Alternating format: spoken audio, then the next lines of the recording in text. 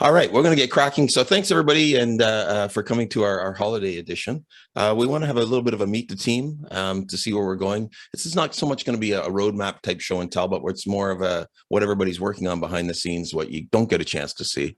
I sometimes worry about that we don't have enough, we're not showing enough change on the front end, but I do want to assure you there's a ton of things in the works and a ton of things that people are working on. We have a number of presenters as well. Just here in this app, if you're wondering what I'm using, it's Notion. I kind of I've been playing around with it, and we're looking at maybe ways of extending that using some BetterForms text. So that's one of the reasons I'm digging into it.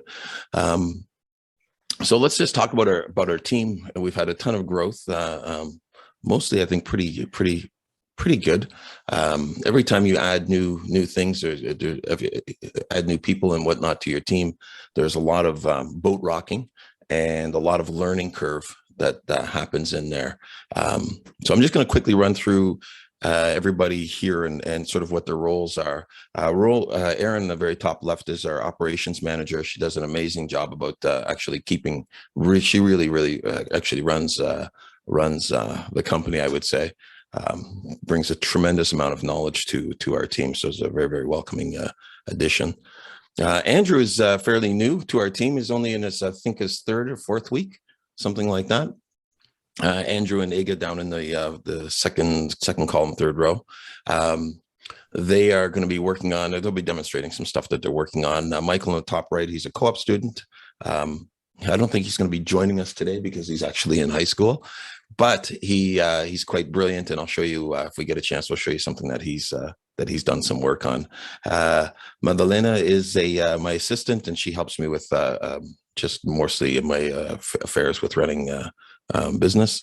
Kyra is our marketing manager, and she's the one who sends out all those emails, takes care of the marketing posts, working on some marketing videos and things like that as well. Pearson, I think you guys have met a little bit in the past. He's our product designer, UX designer. So if you're ever consulting with us and working on and we're building some type of application, we always pretty much go with design rather than just kind of wing it. That's something that's a huge thing, and maybe we can talk a little bit more about that in the future. And I think Pearson's presenting some things today as well.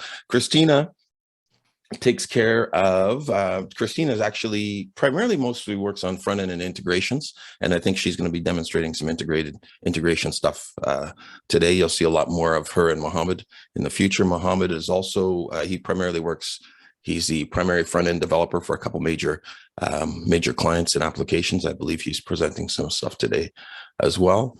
Again, I mentioned already, Lindsay has been with us almost, she's the original OG as well as Jason down at the bottom there. They've been with us pretty much almost from the very beginning, I would say.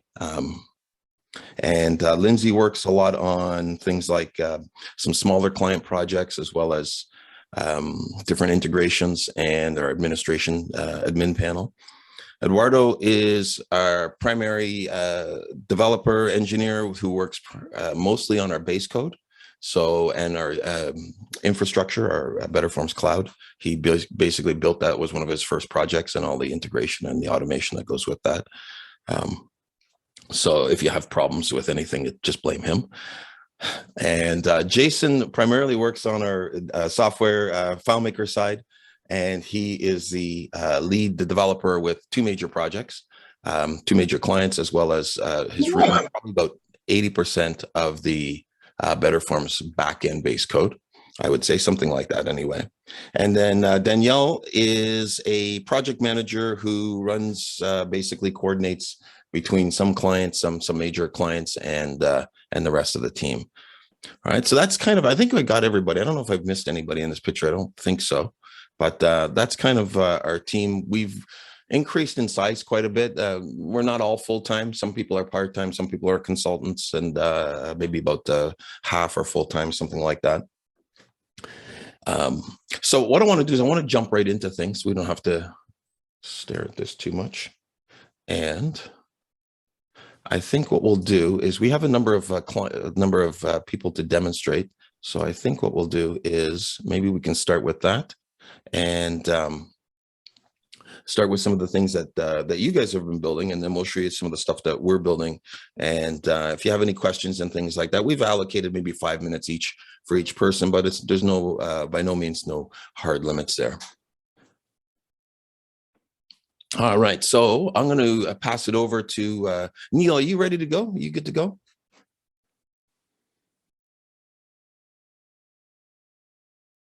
Sorry, help if I unmute myself, wouldn't it? Yes, absolutely. Yeah, I was just going to show the booking app that I've done, which goes alongside my FileMaker solution, iClinician.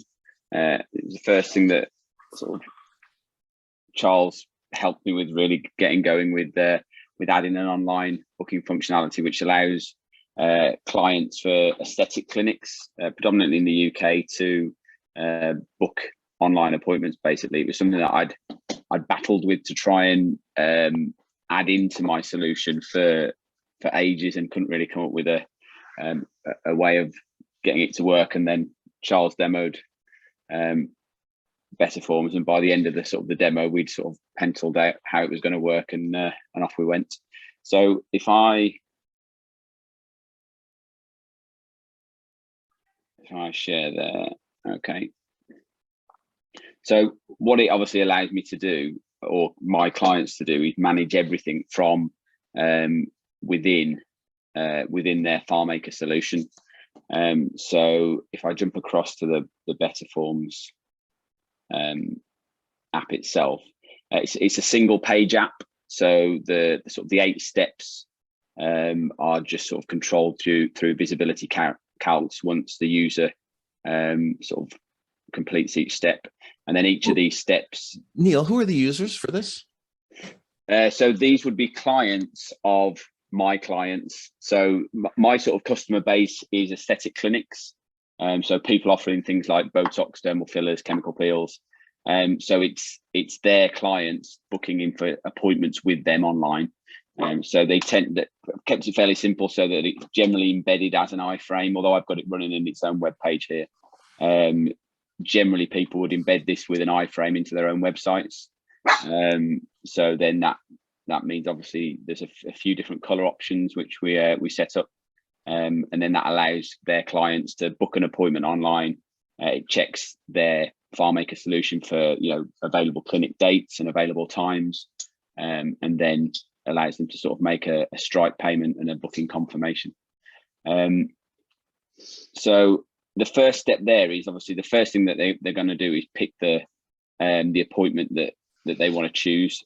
That links in with my procedures option in here. So you can see that we've got a couple of procedures selected as available. But if I was to say go in and say I also want to add in my 3 areas of Botox and my 2 areas of Botox as well, you can see that when I select that, it also then lets me choose which clinicians offer it and which locations it's offered in. And then if I was to then refresh my app here, that's then going to show those additional procedures as available. So everything obviously managed through the FileMaker solution. There's a couple of different options that are available when people click. There's the ability to put in a notification to the client if there's something in particular that they want to flag up to the client when they choose that procedure. And then next step is it asks them for their postcode, and it'll then go and look at the clinics that offer that procedure and put them in distance order from their address. Next step, it's then going to ask for appointments. So I haven't actually got any dates yet in the calendar. So the way this works from the calendar, I need to schedule a clinic. So if I schedule a clinic for tomorrow with Claire, and we'll put that with Beauty and the Beach. So we've got our clinic in there now. If I now run that again and click Beauty and the Beach, it's then going to pull that date that we've just scheduled through as available dates. And again, it's only going to pull the dates through that are available for that clinician. So if Claire wasn't set as offering that treatment, then obviously her dates aren't going to show up there. Then provides all the time slots. So it looks at the duration of the procedure they've selected, and then just breaks the available time down into time slots. Then asks the client for some basic details. It does a couple of checks at this point. Firstly, if the clinic has some terms and conditions that people need to agree to for the booking, it flags that up. And then the second is it'll check that they're over 18. That's a function that can be turned on and off in the preferences in the FileMaker solution. But most clinics with aesthetics in the UK, it's over 18s. Penultimate step then is Stripe payment. And then finally, when they click the payment button, gets the feedback from Stripe. Added in a functionality here so that either on phone or computer, they can download a calendar appointment. So it adds it directly into the calendar for them. And then if I come back to the home screen of my FileMaker solution now, you'll see that we've now got that new online booking that pops up on the home screen, so that the clinic can obviously see they've got a new booking. They can also choose in preferences down here if they want to receive a text message and or email notification. And then that's also added in into the calendar as a provisional booking there. So pretty simple one-page app, but has added great functionality to my FileMaker solution. Yeah. So Neil, you have multiple FileMaker backends and then multiple clients. Is that right? Or is it? Yeah, I do. So I've got a number of. I'm on the FileMaker. What's it called? The development solution. I can't remember what the FDA thing with FileMaker, where the solution bundle thing. That's it. Where each of my clients can access their own individual version of this FileMaker solution. So I've got multiple people all using the same copy of the FileMaker solution, and then we've used cookies through the app. So you can see we've got a clinic cookie there, so that when that loads, my BetterForms helper knows which of the FileMaker solutions to get the data from and communicate with. Right. So single front end, and then it dynamically routes to the appropriate FileMaker database on the fly. Yeah, correct. And I guess then you can take all your business logic that's unique to each clinician or clinic, like the terms and conditions and such, and then fetched all of that. Yeah, exactly. So that is in that's there. So there's a few different things. They can set the deposit they want to take, how far in advance they want appointments to be released.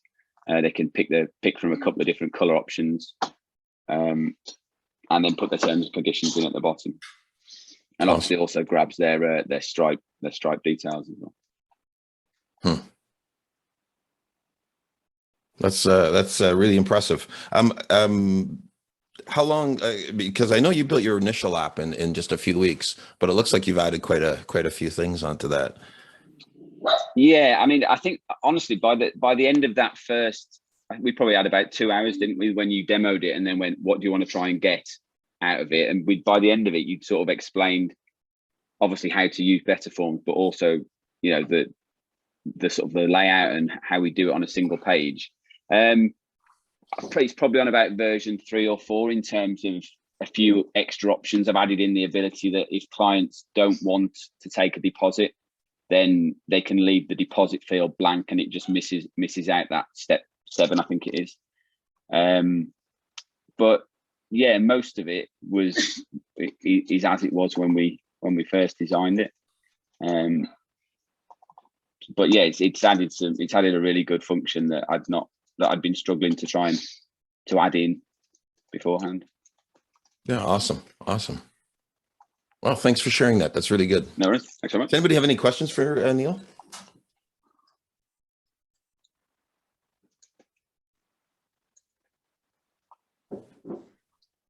All right. If not, what we'll do is we'll jump over to Jesse, who also has a vertical solution, backed by popular demand. Awesome. Good to see everybody, and that's really awesome stuff that you've got built there. When we talked a lot, but I mean that's really cool stuff what you got going there. So congrats. That's a lot of work clearly. So just a little bit of background in terms of the application that I built here. I've had a couple of BetterForms app that Charles has worked with me on, and I have a company that does consultations for private schools in the U.S. and we developed a FileMaker solution to help schools prospect and find more families that were a good match for them, not only demographically but also financially. And that original app was built for a client, and I realized, hey, this might actually be a vertical market product. So I built it out a little bit, and we sold it as a vertical market solution just in FileMaker, and kind of in Neil's model with kind of the flat file that everyone gets their own copy of, and maintaining feature sets and all of that. And after a side conversation with Charles one day, I kind of realized, I think this actually is a better solution for everyone to do as a web application. So it was right around, I guess it was around January last year when we kind of had that conversation.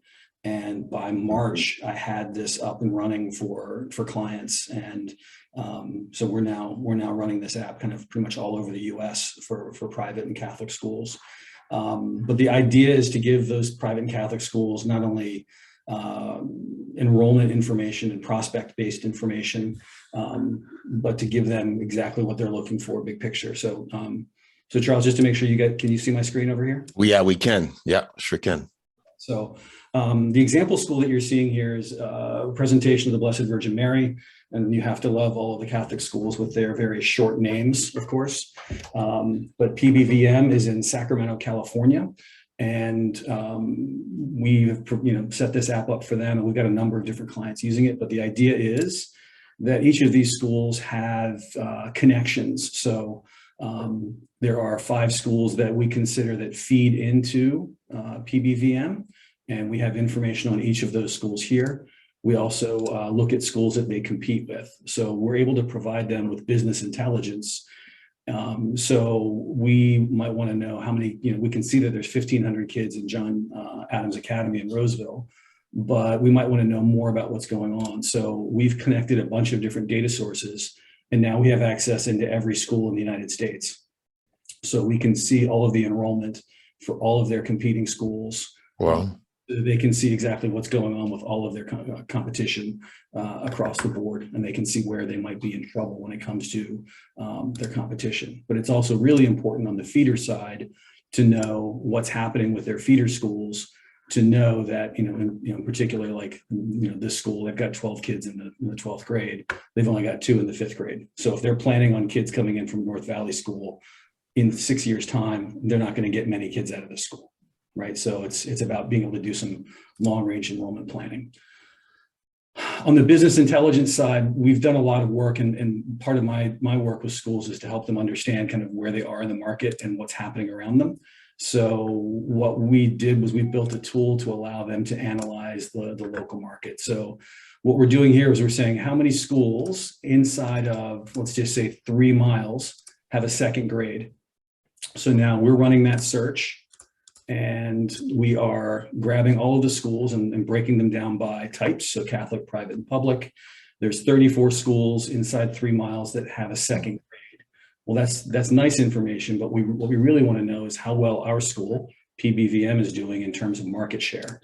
So now when we check that off, we run an analysis of every student that's enrolled in all of these schools inside of 3 miles, so that we can see there's 104 kids in Catholic schools, 74 in private, and 2,200 in publics. So for this school in particular, there is some competition, obviously, on the private side, but if they're going to make any real change in their enrollment for the future, the public schools where they need to focus their efforts on in terms of trying to get kids into their existing building. And again, so we've got 34 schools here, and we have data on all of them, so we can click in and grab data for every one of those schools. I was an admission director in private schools before, so I used to have to try and pull all this research. And the real benefit of this app now is it puts all this research basically in one screen, where I used to have 500 tabs open doing research in all these places. So it's not just about the enrollment, but we can also grab the school's website. So we have the information, so I can look up the school individually, and that's all part of the data that we grab for that particular school. We're also looking at zip code data, and this is where we start to get into the real nitty gritty of the business intelligence. But there's 79 records for this school, so there's 79 zip codes that are attached to this particular school. So as we click and add them into our analysis, we can just add a whole bunch of them to this compare and contrast table. What we're able to see is how many kids or how many families have a college education, how many people only have a high school education, and then how many kids are in preschool, kids under 9, kids under 14, and then the average income for that zip code. So, you know, the school's thinking financially, they want to make sure that they're getting kind of the bang for the buck. So they're going to look at El Dorado Hills. They'll click in, and then we can see that there are 74 records for us in El Dorado Hills. And we can just go ahead and click on a record here, and that pulls up. Let's grab one that's got, there we go. So in this case, we now have actual information on this prospect, including we know that Brian Richard is 39 minutes from campus, 29 miles away. His house is valued at $819K, 4 bedrooms, 2 bathrooms. We know that Brian, his net income is between $100,000 and $250,000. He's got between 10 and 100K in the bank, and his net worth is 1 to 5 million. So we're grabbing all this data through a number of different data resources and compiling it to give the school the kind of information they need to make really good decisions on you know, obviously on their marketing, but also on their recruiting efforts, and then down the line on their philanthropy efforts as well. So we have data like this for every single prospect that's in their database. Jesse, could you look up like exposes and things like that with that information, or? With great power comes great responsibility, Charles. Just remember. So we try and keep it as clean as possible with that. But what's also nice is that schools can do their own research on the fly. So if somebody calls, they can just go ahead and, you know, throw information in. Tell me more about, you know, Jesse Roberts. Great. And then we can do the research complete, and then it'll go out and find all that information and then show Jesse Roberts information right away for the school.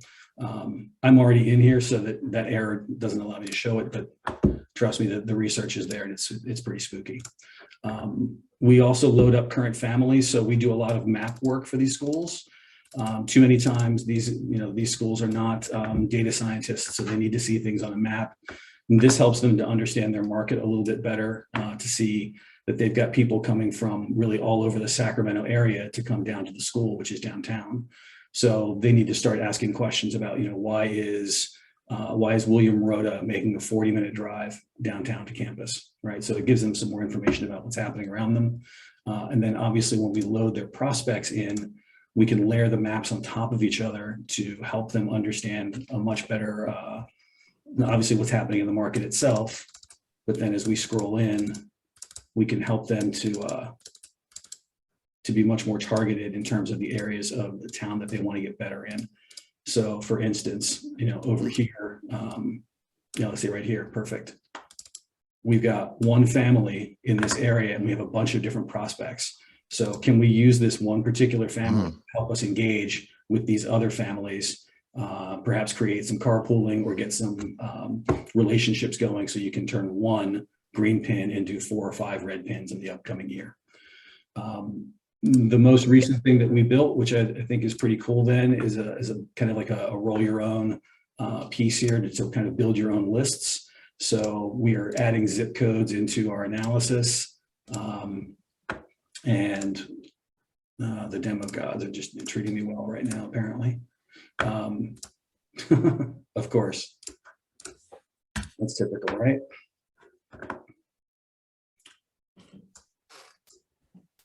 There we go.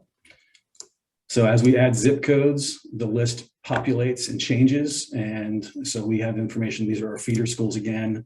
And then as we click in and grab information on our prospects, we can obviously grab more information here. But then we've added in the download list feature. So as soon as we download the list, then the school can literally create their own hyper-targeted list of that comes in. And they'll probably come in down here. Well, an email will come in that allows the school to go ahead and download that list and use that for their own marketing efforts.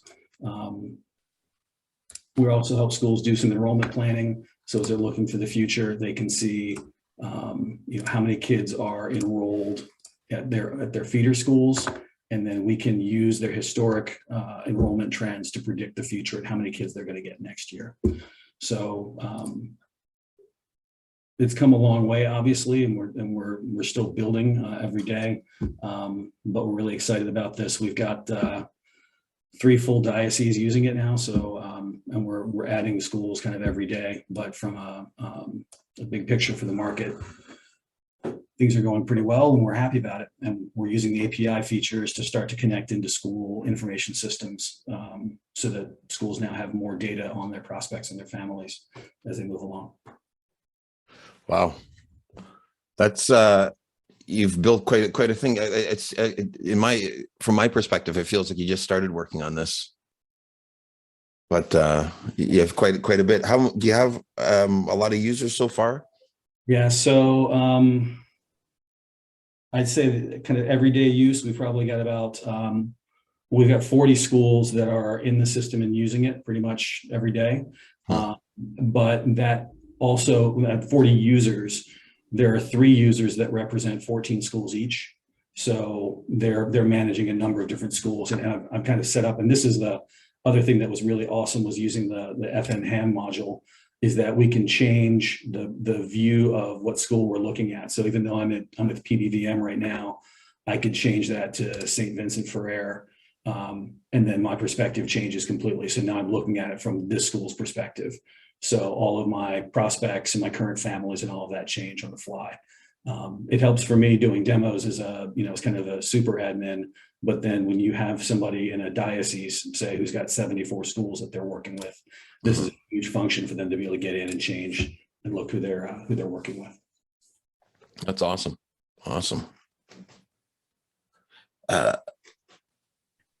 Somebody made a note in the chat about how much information is accessible, and yeah, it's accessible, but it's amazing when you can take advantage of that and build a product around the aggregation of all of that info.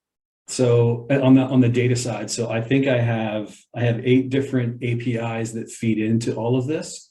Most of it is publicly accessible. I've only really got 2 pieces or 2 streams that are quote paid, but the paid ones help me get into really great and granular data, especially around real estate. And I'm only showing my users basically like a 10th of all the data that's available.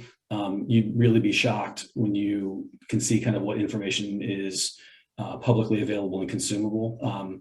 We do a process for every one of these schools, and I can tell them what the single most popular car is on their campus without ever going there, because the DMV records are available. So you can see who drives what cars, and you can start to do some targeted marketing for these schools based on vehicle purchases, types, that sort of thing. And I think, as I saw in the chat, Chris Conger was asking about the geofencing thing. It is a completely separate conversation, but it's something that we do. We use this data, and we use the mapping feature in particular. If we go back to my 360, we use the mapping feature in particular to do geofencing work to help them figure out exactly where they need to be dialing in to chase families. So it's really cool stuff, that the data that's available that we can use to dive in with people. So there's a lot of fun data out there, and FM BetterForms has not only made me help me like turn this into a real product, but it's turned it into a product that's really helping schools out there. So thanks, awesome, Charles, for your. Oh no, thank you. That's thanks for sharing that. I know from the last time you presented, a number of people asked if you could speak on that sometime. So maybe what we can do is in the new year, you can, if you want to revisit that geofencing. Yeah, absolutely. So I'd be happy to do it. Super powerful, crazy stuff there. I'd be happy to do it. So thanks again for sharing, and thanks for everyone for being here and checking this stuff out. It's I'm really excited to see what everyone else has built. No, that was awesome. You know, one of one of the purposes here too is we don't get a chance to see, you know, through support, we get a chance to see an app here and there, and we see the stuff that we're working on, but we don't always get a chance to see everything that you guys are working on. So this is really, really good feedback for us. We're going to jump to Jason. Are you good to go? Sure. All right. Next is Jason Wood. Famous from like every support forum there is. Okay, here we go. So I just wanted to show something very simple that I was able to build quite quickly to help my consulting business. So my clients can log in here, and let's just go down the side and look at some of the things that we can do here. So first of all, we'll flip between projects here to see issues, drill into them. You could change the priority, add comments, upload attachments, file upload. So this is actually the thing that got me started on this project, because just wanted a better way for my clients to be able to send files, especially large files. So with this, I can ask a client to send me any size file very simply, and it just goes directly into an S3 bucket. Secure message. This would be for things like API keys and things like that I need my clients to send me. I don't want them going into email. I'll just tell them to put them in here. Schedule meeting is just a HubSpot iframe, very simple. New request feeds into that list I showed earlier. And so I get a text message right now when my messages come in, and add attachments. Server status lists the servers that we're monitoring that are related to the client that's currently logged in. And so this is based on a system I built in Node-RED that reaches out every minute to all of the servers I track and checks that they're returning the value that we're checking for. So this can just tell me the current status and the uptime today and yesterday. Subscriptions just gives the client a quick way to find their license so they can download. That's what FileMaker needs. Your FileMaker product, yeah. This is just X's because I changed it before the meeting, so you wouldn't see my license key.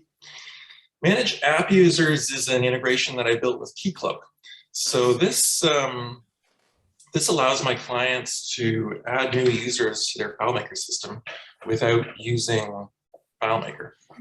So, for example, new user, Testy. The guy's everywhere. And then I can select the groups in Keycloak that I want the user to belong to and create. And so that user Jason, is now, would you mind just mentioning a little bit about what Keycloak is? Yeah, so Keycloak is an identity provider that's open source that you can run yourself. So it's equivalent to Auth0 or many other options that are available commercially, but it costs nothing. I use Keycloak as the first stop in the OAuth universe. Because it can federate with other OAuth providers, such as the ones I just mentioned, but also Office 365, Google, and all of those. So, in fact, so this entry, this email address matches my email address in G Suite. So when I go into FileMaker and click Login via Keycloak, there will be a button there to log in via Google, and so it delegates out to that. So yeah, very, very, very simple to add and remove groups, and that happens immediately. It doesn't disappear from the screen until it's done on the Keycloak side. So if I understand correct, so you have clients whom you've written apps for. Those clients are logging in. Let's say you're the project point person on their side, or whoever's administering their local FileMaker computer, their super user, I guess, and they would go in and add a new hire. Let's say who's somebody who's working in marketing or something like that, and they could add them into FileMaker this way. Exactly. Yeah. So yeah, I don't do FileMaker accounts anymore. There's a number of problems with them. One is that you have to do it in multiple files if you have multiple files. OAuth is the way to go, and you know, sometimes in the past I've integrated directly with Microsoft, but many clients use Google or they don't use either. And Keycloak just provides a really nice bridge, especially because it allows you to do the group-based authentication with Google accounts as well, because you can't do that within Google. So yeah, it's exactly what you said. And one of the other benefits for me is that I can actually see how many users they have that are using the app. So it helps me to help them keep compliant with their license with Claris, as well as myself if I have a user-based license with my client. And then view and pay bills. We're not going to see anything here because this is me. This would just allow the client to view their invoices. This doesn't do anything right now. And this allows the users to add additional users to access this portal if they need other users to be able to submit tickets, for example. Or you can enable self-registration so that anybody who registers and confirms their account with a matching domain is automatically led. Just curious, how are when you go back to those users, how are you managing those ones? So this is adding people who can get access to the admin portal, so adding other client admins. Are you using OAuth for that? No, I'm not for this. Yeah, so for the client portal, you're just going through the normal BetterForms register process, and then it's checking for a matching email address in my client list, basically, in order to display the correct information. If there are none, then it's just going to provide an error or say, you know, please request access or something like that. Awesome. And there you have it. Have you ever thought about, I don't know if you've demonstrated this much, but I would imagine anybody who has a dev house, you know, some type of, I don't know what you guys are using to communicate with your clients. I really like the idea that you can manage users, though, because that's such a pain. Yeah, this is the feature I'm probably most excited about for the future, in addition to the file uploads, actually. For sure. Are you asking if I've talked to other developers? Yeah. I'm just wondering if there's, sorry, I never finished. If there's an interest in with other developers or people using the same kind of architecture or looking for solutions like that.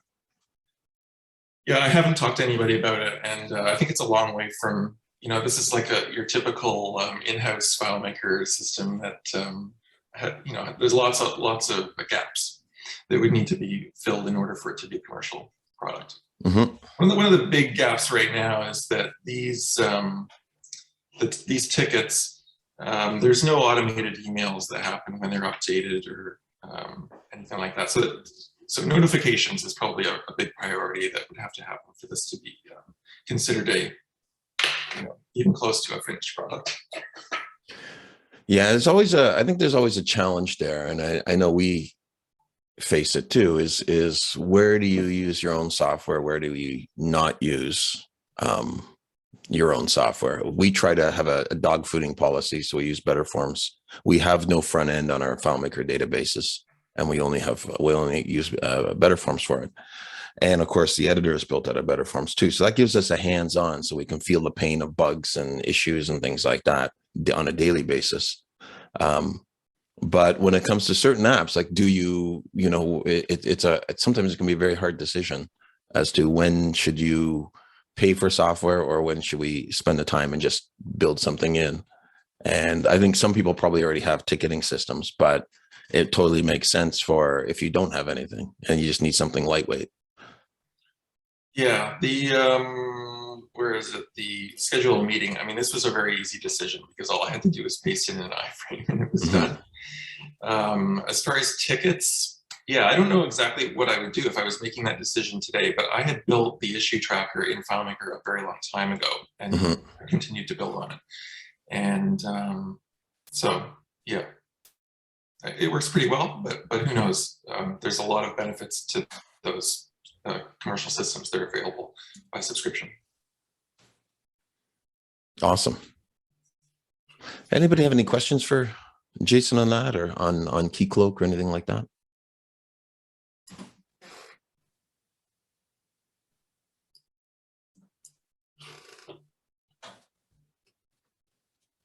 Is anybody using OAuth, like Azure or Google or anything like that for their FileMaker access? I don't know, maybe Chris, do you guys do that at all? We do not. We're just talking about it right now, about doing it with some clients. Yeah, I don't think I mean, it's not a hard thing, but it's a thing that you got to get around to. If it was just a button to push, I think it would be a no-brainer. I mean, we haven't switched over, and we have OAuth. We just added OAuth to BetterForms as the application is still in dev, hasn't been deployed yet, but that was I think we did that last sprint. And but for access for files, FileMaker files, I mean, it totally makes sense. It's just getting around to it to solve that or to implement that. So, all right, awesome. Thank you very much for sharing that, Jason. And I think you mentioned that you kind of glanced over a little bit, but there's a couple of things that Jason has on his, maybe you can post a link to in the chat there. One of the he has on his blog is how to configure S3 and use S3 as a container storage for FileMaker. And Jason, what are your thoughts on that? You know what, actually, Giles, I don't think I've made that blog post public yet. Oh, so okay, sorry. Yeah, I need to finish it actually. Right. But yeah, I will do it soon because there's a lot of interest. And but I'm also going to post a link to the Keycloak tutorial that Sounds Essential did, which is amazing.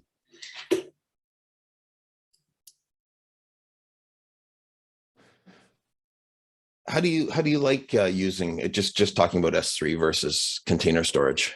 Sure. What are your thoughts? Yeah, it's amazing. I wouldn't do containers anymore. Except for very weird sort of use cases. You know, S3 can go from megabytes to petabytes, and it doesn't have any impact on your FileMaker server. In fact, most of the interaction happens in a web viewer, so data doesn't even go through your FileMaker server. It goes directly from the client to S3. So you're taking a huge burden away from FileMaker, not just moving around all of that data, but storing it and backing it up. It's like a ball and chain in FileMaker. I was so happy to get the solution up to the level where it's just as good as containers, really, as from a user perspective, if not better. I think the ability to share files is far superior. I mean, you can issue somebody a link that lasts for a day or forever. You have excellent security wrapper around the signature factor. So awesome. Thank you very much. Jason Perry, one of our team. We'll jump over to our side now. And I think Jason, are you ready to go? Just about, give me.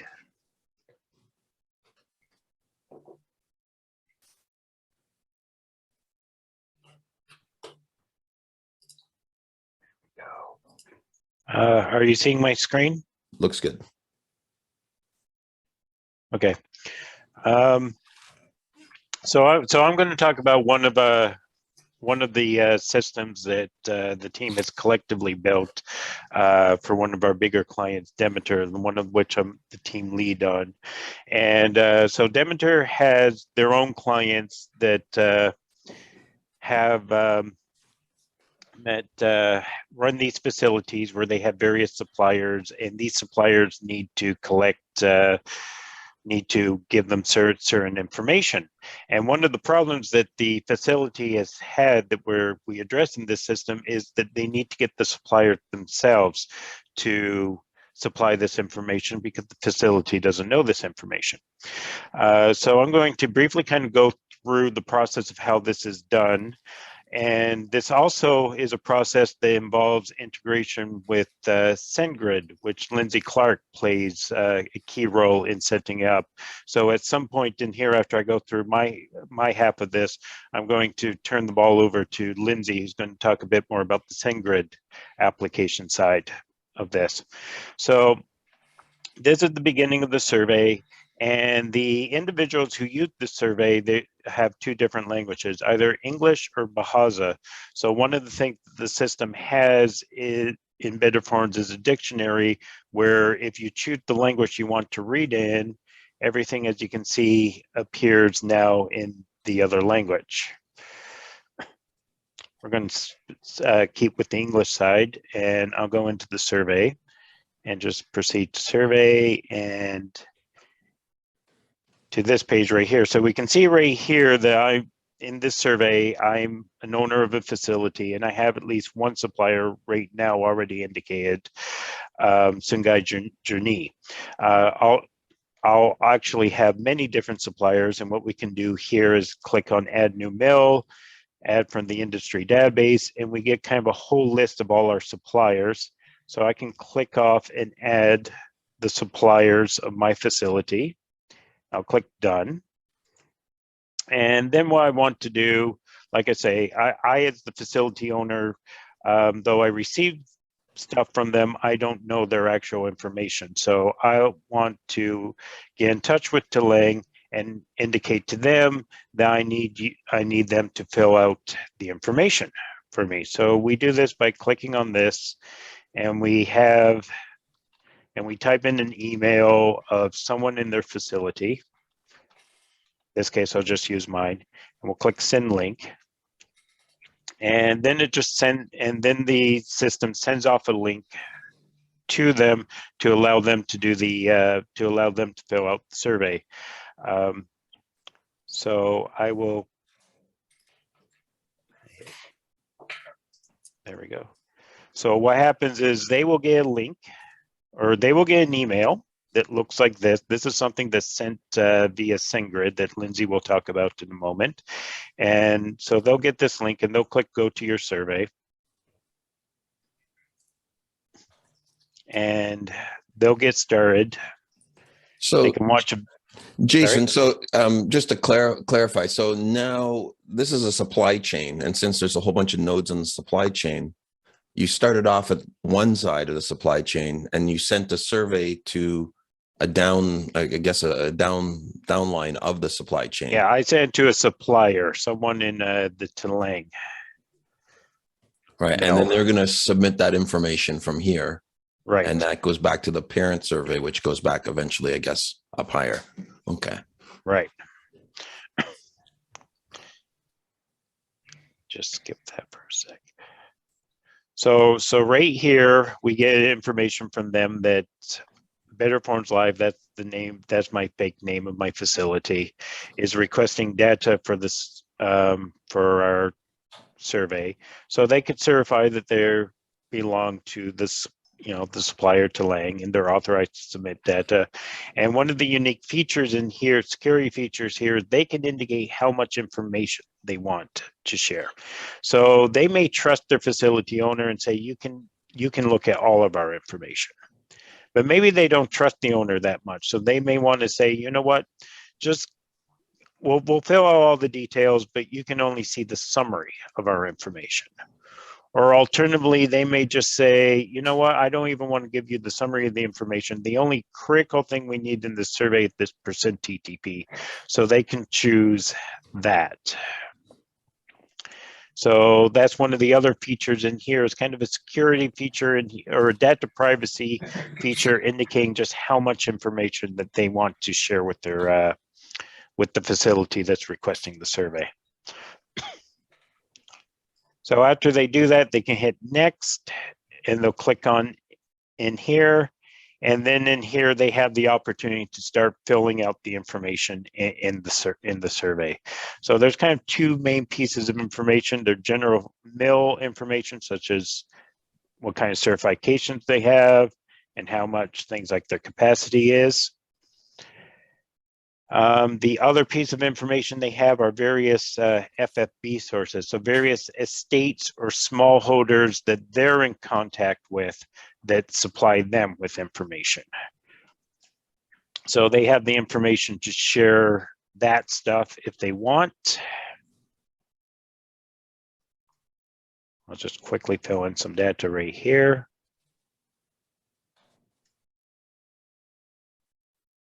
And you can see that that appears as information on the survey. So they could be done with the survey or just with lunch. So you see here that there's a progress indicator. Notice that the circle is kind of half filled right now. So this is a case of basically they've started the survey, but they haven't filled all the necessary information. So it's not fully completed. So they're not able to submit yet. But what would happen at this point, because the surveys are connected, if I just refresh in here, you'll notice right here, so right now, while I moved from here, this was me as the supplier filling out. Now we're going back upstream to me as the owner of the facility, taking a look at, here's all my suppliers, and let's see if they've started filling out the information. And in here, I can see that Talang has started filling out the information. But the progress indicates that they're only halfway through the progress. And I can download, click this button and download the information. So clicking this, it opens an Excel. I will open this up. Take a sec. So recall here that the data privacy was indicated by this supplier was only for a summary of the information. So what that means now is the facility owner, they're opening up the Excel to see their data, and they won't be able to see the whole information. So for example, the estate that I entered in, they're not going to show the information for that estate to them.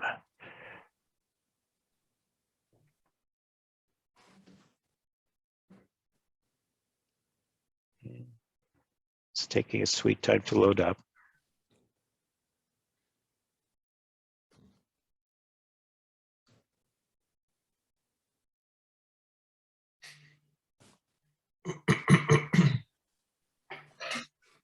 There we go. So we see here that we have, for example, a summary tab. So we get the summary information. But in contrast to if I had indicated all of the information was shared, we don't have a tab here where, for example, you could have the whole estate information. If I want to share that information, I could, or if the supplier wants to share that information, they could indicate, sure, share all data and information. And there would be another tab right here that would display things like the estate information that I filled out as well. After all the data is entered, how is it consumed by the top level requester? I don't know if you're going to look at that at all. How? Or are you just looking at the survey? Just looking at the survey, or you're looking at the portal as well? I wasn't sure what you had. I wasn't going to look at the portal fine. because we only had a few minutes. I can if you want. You know what? Maybe we can. Yeah, just you know what? Just may as well just open it up real quick, just so, sure. So people can kind of get the big idea here. So what he's talking about here is there's actually two sides to this system. One is the survey side that I just gave you a quick intro to. The other is a portal that more kind of the admin individuals would use to basically see all the information at a glance. So for example, I'm logged in right now as someone in the Demeter organization. And in here, we see a list of all of the surveys that Demeter owns. Demeter, again, is the kind of the owner of the facility in this example. So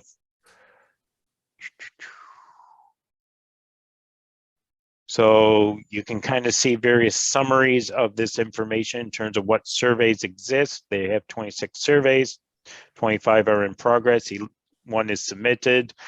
On those surveys, you have things like about 74 mills represented. So the mills are the suppliers. So for example, in this example here, this survey has 3 mills on it. So we have a case of basically 74 mills represented, 52 have no data, so they haven't even kind of clicked on the link and put in any information yet. 12 are incomplete, so kind of the stats that I showed you in my example, and 10 are complete in terms of they enter in all the required information and submitted it. And then some information about the mill percent TTP. 68 of the mills have percent TTPs from 0 to 10, and the other 6 have somewhere between 91 to 100% mill percent TTP. And this is separate because this is kind of the main, the main data point that they're most interested in collecting information. Just for a bit of background, these are Indonesian palm oil manufacturers, farmers, and estates. So they basically want to know where the stuff came from. Did it come from a rainforest, or was there child labor involved, or anything like that? So that's what all this traceability stuff is used for. Awesome, Jason. Thank you. Okay. Does anybody have any questions about that? I threw a question in the chat about where what library that generated those graphs. I think that one's Chart.js. Eduardo, did you know offhand which one it was? I think it was Chart.js. Yeah, no, really. I'm just checking right now. I can give that answer in the chat. Chart.js sounds familiar. There's Jason didn't really feature. Jason, could you click on like incomplete in the 12 section there? You can maybe zoom out a little bit too, kind of zoomed in lots. So yeah, there we go. Yeah, if you click incomplete, you can drill in with these charts and it'll show that filters. And there's also a pretty advanced filter on the top. If you scroll up a little bit, you can see show filters there.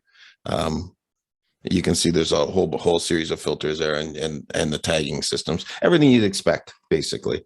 Now, of course, to have more fit and finish like polish, it's easy to bang something off really, really simple, but the more you polish it, does take more time. This one is fairly polished. And it's still it's like any software, it's always a work in progress. Okay. Right. I think Pearson designed the UI here as well, which just looks sharp. All right. Awesome. Thank you. And Lindsay's up next.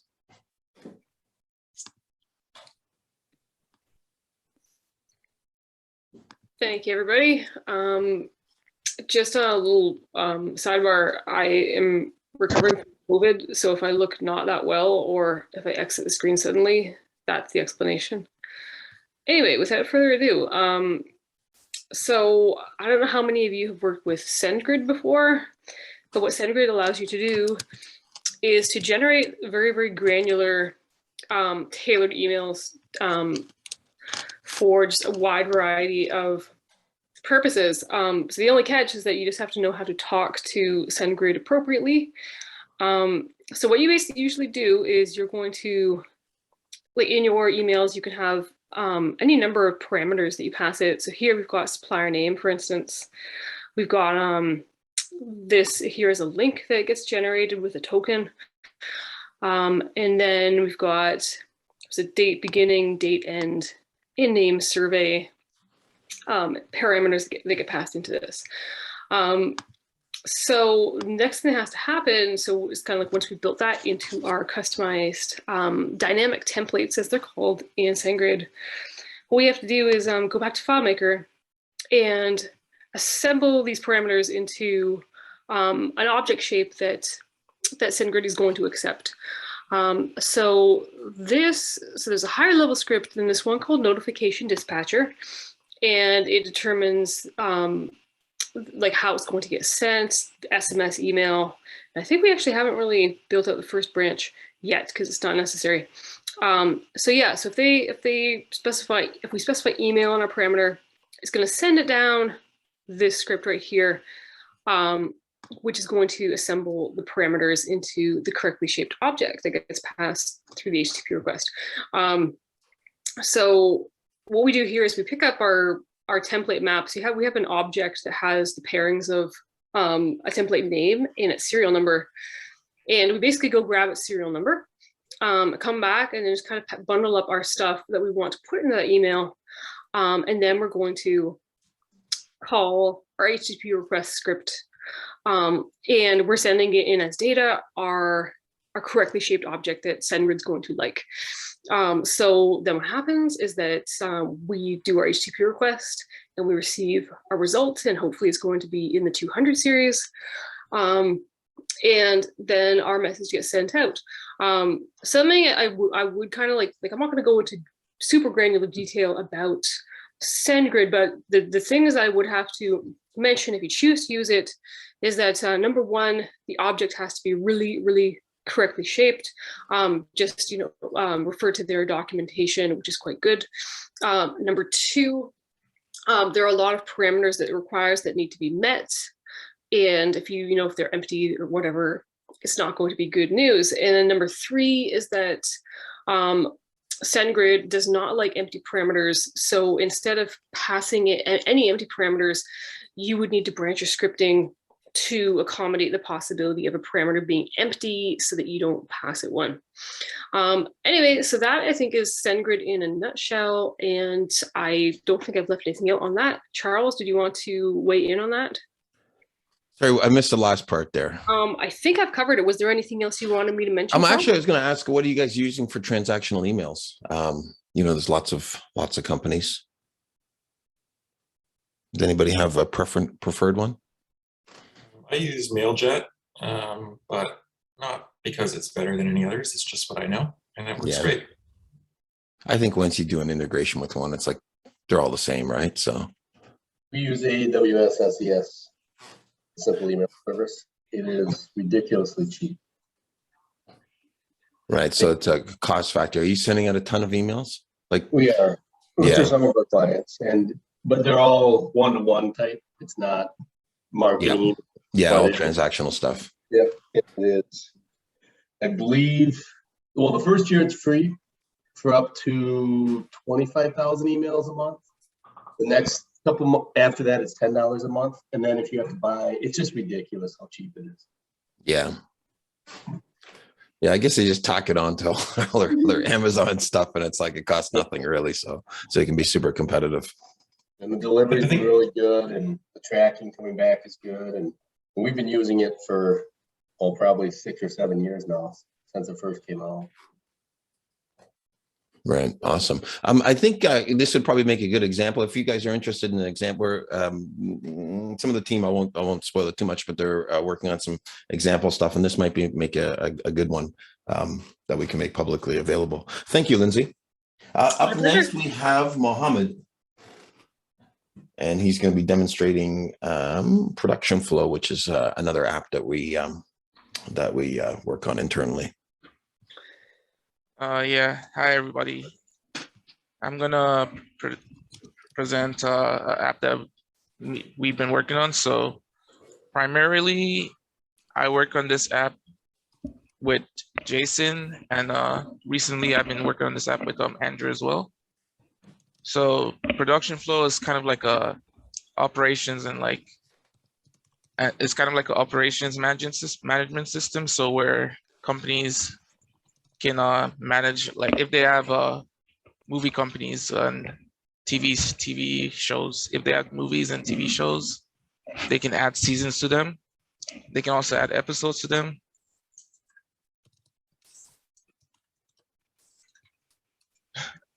They can add episodes to them. And then the big feature on this app is basically the ability to upload scripts.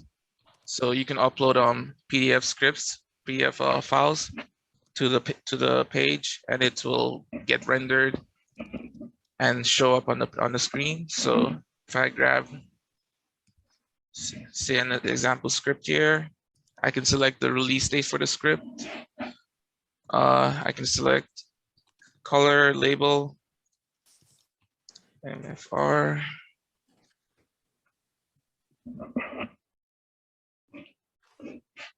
So yeah, when the script is being uploaded, basically what's going on is all that's happening is the script is getting parsed, and then the binary PDF data is getting parsed and rendered onto the screen. And Eduardo was the one who worked on that and got that working. Just for some background, so the PDF comes in as a PDF. It gets sent out in the back end to a Lambda function. And within the Lambda function, there's some code that parses the PDF and it classifies the lines. So PDFs for scripts are formatted in reasonably predictable formats, but they vary a little bit. Yeah, if you could hold it right on like just one of those pages for a quick sec, right there. So there's things like scenes, that's a gray area there. There's characters, Eve and Brendan, who are speaking, and Christina and Eduardo wrote the Lambda function, and I think Eduardo most of the classifier that basically goes through and figures out what all of these lines are so that they can all be converted to data. What you're seeing here is not the actual PDF. It's a rendering in HTML of JSON data of what we pulled out of the PDF.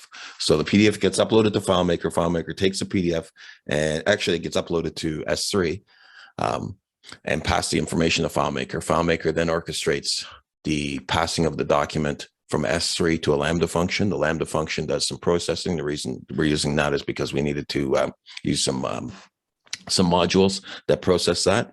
And then it returns the JSON back to FileMaker. FileMaker stores the JSON of the script, and it also has, at this point, has been classified, so we know what line is a scene, what line is a character, what line is dialogue and description, and there's maybe about 6 or 7 different types there. And then it gets passed back to the front end, and that's where Mohammed is rendering this as a script. So it looks visually, it looks the same as the script, but it's not the script, if that makes sense. Can you demonstrate some highlighting as well? Yeah. So one of the features that they wanted on the application itself is the ability to highlight and create annotations for lines of the PDF. So if they find anything that's like important, they can highlight it and create elements on them. For example, they can set this as a background annotation, prop, graphic. So example, let's say we've set this as a I don't know, graphic, and then we call this widen shot, and then we can set other options on them. These are optional. So for example, if we don't add anything here, it tells you, oh, this field is required, but some of these fields are optional, so you don't actually have to set any data for them. So if you save it, it tells you the elements being added, and then each element, so each element or each annotation type, so like for example, graphic, prop, they all have a different color code to them. So for graphic, this one here, it has a blue highlight on it, and it basically just lets you know that it's a graphic. And basically you can add other elements to the highlight as well. So if you also want this to be something like, say, a special effect. So you can imagine the data behind here. You have the script, the lines of the script, the annotation, but the annotation, which is really the highlight, is different from what you're actually adding in. You really want to add in that you need to make a sign, or you need to have a wardrobe of a hat or something like that. So certain highlights can be used for multiple things. So you got this kind of many-to-many relationship, and the ability for those relations to look through those relationships to a certain depth to make suggestions, sort of smart suggestions for other things as well. And then say you want to highlight laundry baskets, and then we can call this one a prop. And then this would be laundry to laundry baskets. And you can link elements together. So you can link different annotations. So if I want to add one of this already previous annotation, so I can search for graphics. So I can link it to laundry baskets as well. And then once I link it to that, so there's a backend logic that's basically determine if you see, so since it has a link from this highlight here, it's basically letting me know, oh, this is highlight also has this annotation to it. So you can add it to the highlight if you want it. So it's basically like it's suggests if you want to add another highlight from over here. So if we add it, so now we have these, so we have this as well added to it. And then you can also add characters to the episode, so you can add cast. So if you want to add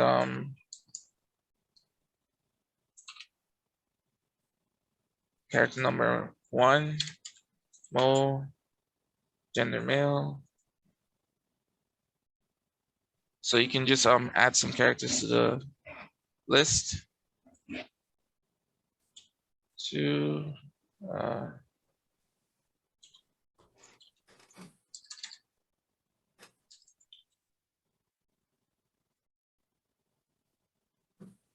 And then if you want to make, and then if you make a new highlight,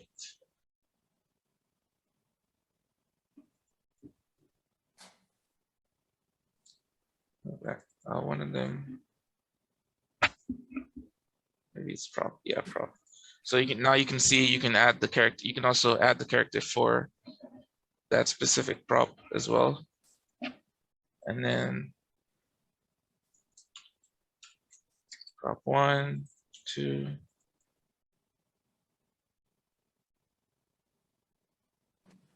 And then, yeah, so now you see prop 1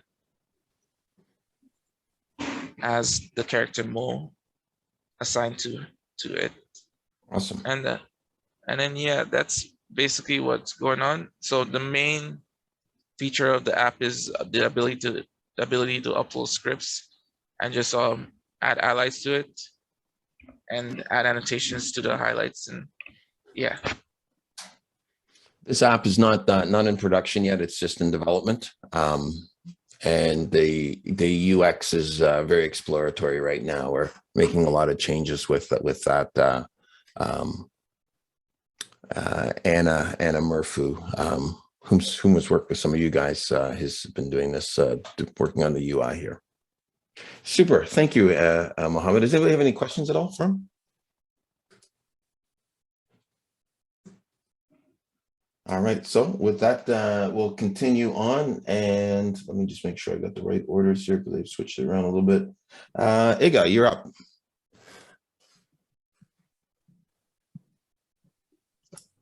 All right, so Eduardo and I have been working on improving our error handling. So we've been making error pages, dynamic error pages, and also static error pages.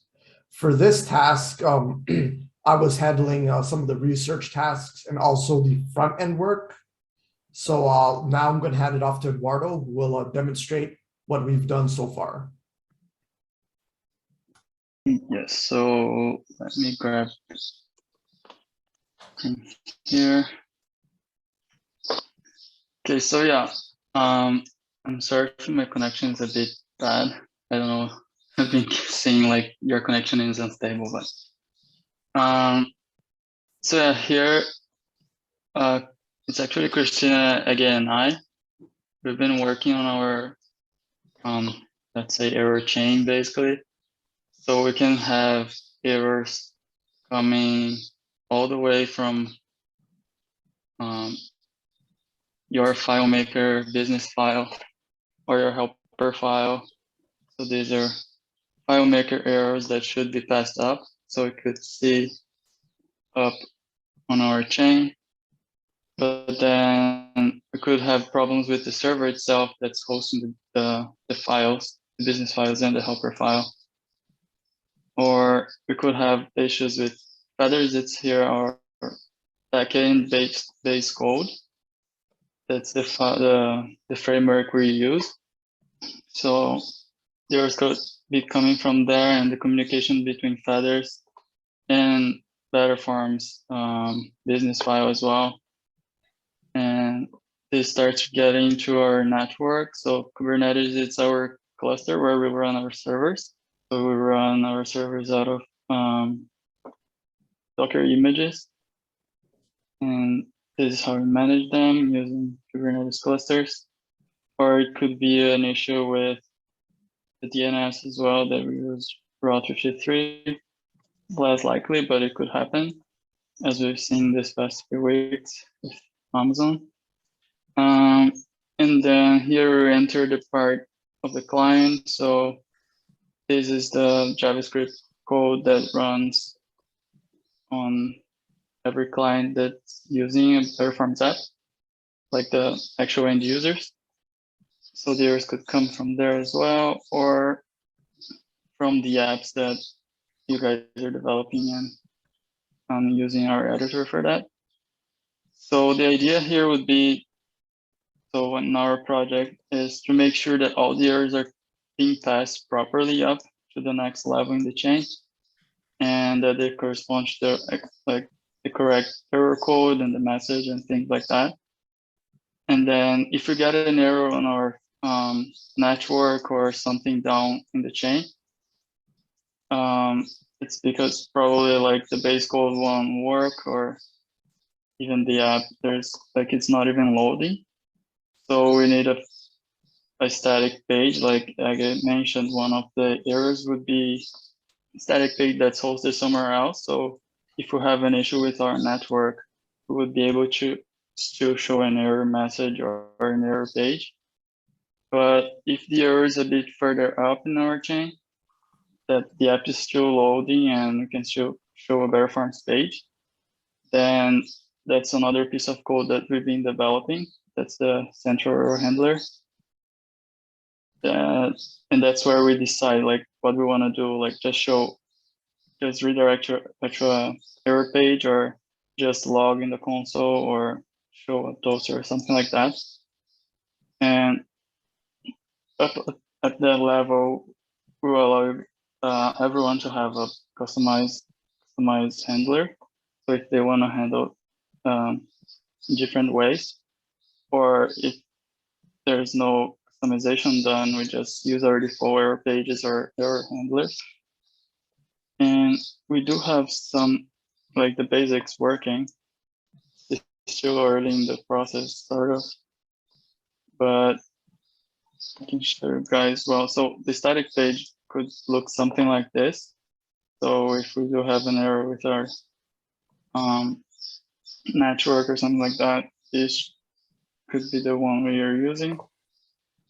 But then an example I have here is just, you guys probably notice, if we go to a slug that doesn't exist, the page actually just hangs there.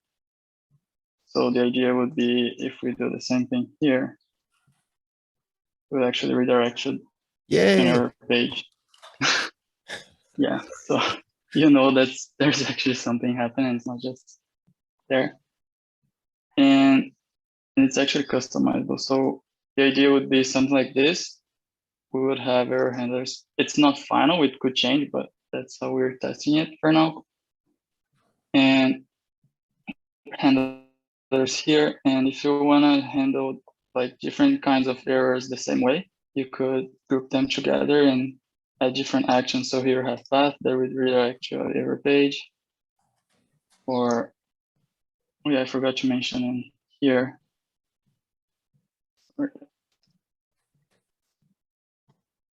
The default slug that we use is the error, so you wouldn't need to do anything. You can, if you specify an error page in your navigation here and you have your own, it would be different, but still the nav slug would be the same. But if you want to use a different path, like a different slug, you can, and then just set for the error page here, and that would redirect you to your custom error page and doing your custom actions, like if you added extra ones.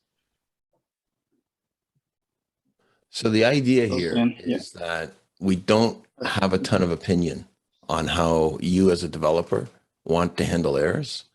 So we're going to give you some defaults so you don't have to do anything, and it'll be retroactive in every app with a default error page of the design that Eduardo just demonstrated. But if you decide that, well, sometimes we want to do maintenance every Monday morning, or I don't know, Friday night or something on our FileMaker server, and you don't even want to have to do anything, you want to handle that specific error when that FileMaker server is offline and just redirect, may say, to your marketing page, you can add that code into your app and BetterForms will automatically handle that. So you don't really have to do anything, but you still have 100% control. You can add third-party monitoring and analytics tools now because we can run actions when an error occurs. So you can have that action do whatever you want, of course. So it's very, very, very flexible, but you don't have to do anything at all, and it'll just work. Correct. Yeah, I think that's it for me. Awesome. Thank you, Eduardo. So Charles, Anybody have any questions or suggestions on that? Charles, I have a question. So when you're running those actions for, let's say your server's offline, how do you trigger those actions and run them? Are you running them? Like if let's say we wanted alerts or something. Yeah, so that's a good question. So basically saying, well, how can you run an action? Say if it's a hook running on the server when the server is offline. Obviously, those ones can't work. But what you can do is, for example, because you have full access to JavaScript, you can hit an endpoint on something.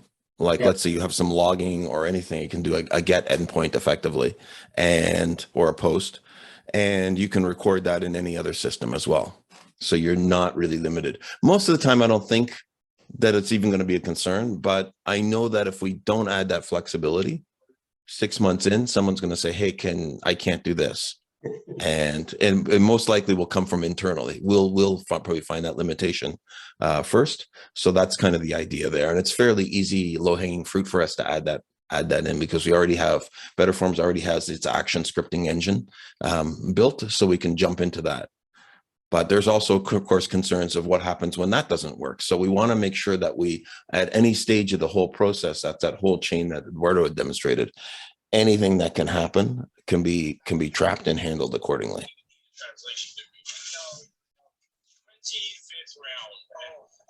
I think it's going to be a huge improvement. And I think, sorry, Iga, were you going to go? I think you passed it on to Eduardo. Did you have? Yeah, we were working together on that. The other thing, I wasn't sure if I could demonstrate that considering I was only cleaning up on the soup notifier. So yeah, about the soup notifier, since I was only doing cleanup work, I wasn't sure if I should demonstrate that because most of that work wasn't really mine.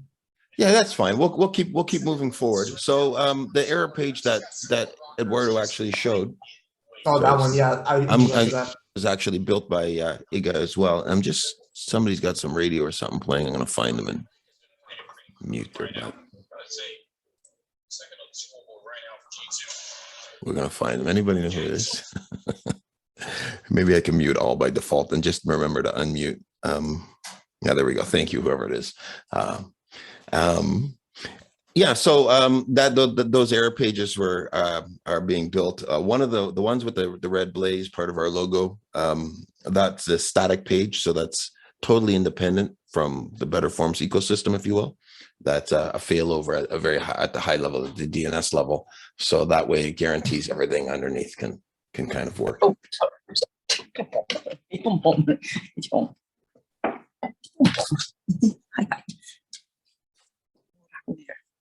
There we go. All right. So thanks, guys. Next, we have Pearson. Hi, everybody. My name is Pearson, and I'm the UX designer at FM BetterForms. So what I want to show you guys today is a little bit of kind of like the evolution of the app navigation of the actual BetterForms app.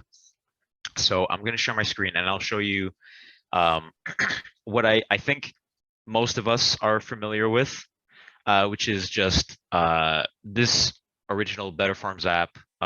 You're creating sites, you're creating pages. All your navigation is located on the left side here.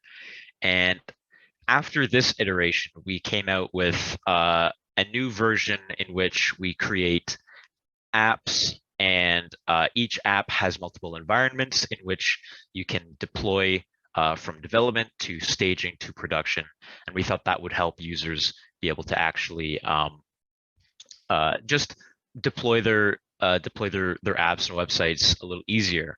Now, after that, we noticed that, and it's not visible here, this is the new navigation, but in that version, all of these pages were similarly laid out on the left side. So you'd have your apps listed here with being able to go into your pages, your themes, and all that kind of stuff. But what we wanted to do was try to make this a little more accessible to new users.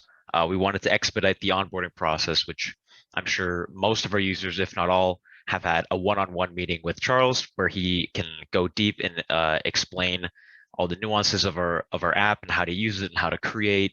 But we want to make this in the future more accessible to new users so they can jump in and at least be able to navigate the system as easily as possible. So what we've done is we created this this new app interface, which I'll show in this mock-up here, because it's not fully developed. We've been working on this continuously over the last, I'd say, month or two, just slowly adding more of these features.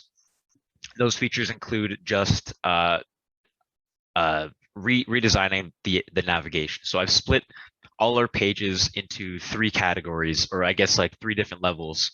Them being these global pages, which don't have an effect on your products. So that would be apps, your servers, your file assets, and your account. These are all separate from your individual projects. The next level, or another level of pages, would be your help pages. And these help pages used to be located on the side at the bottom. They were hidden in resources and hidden in another tab. But we wanted to make them a little more accessible, a little more visual, or easier to find. So we have this new help button where you can click that and you have all the same links that you had before, them being examples, demos, tutorial videos, these documentation links. All that stuff is now located in the help button up here, which can be accessed at any point in the app workflow. Now, the last level is when you go into an app, we want to actually make it more obvious where you are located, because we found that previously, just the way our system was laid out, it was sometimes a little difficult to remember which environment you were in or which app you were in. So we wanted to make that as clear as possible. So now when you go to your apps, you actually you're opening them up. So we'll open up this example app, and you're presented with all your environments. This is all similar to what we used to have. But now you see we are not in any kind of environment until we click and open it. And now you have access to your pages, themes, navigation, all this stuff that is directly connected to this environment in this particular app. Previously, it was a little, like I said, a little confusing. You didn't know, or maybe you might forget which environment you're in, or just get a little confused. So we wanted to make this as clear as possible. We have this new breadcrumb navigation as well. While you're inside an app, you can see the environment you're in, the version you're on, whether it's locked. You have your domain accessible up here, and you have the name of the app that you're inside as well.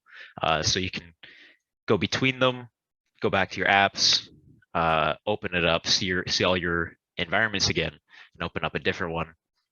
And this way you can't, or this way we hope will make it a lot more difficult for someone to accidentally change a page on this environment when they really meant to change it on this environment, for example.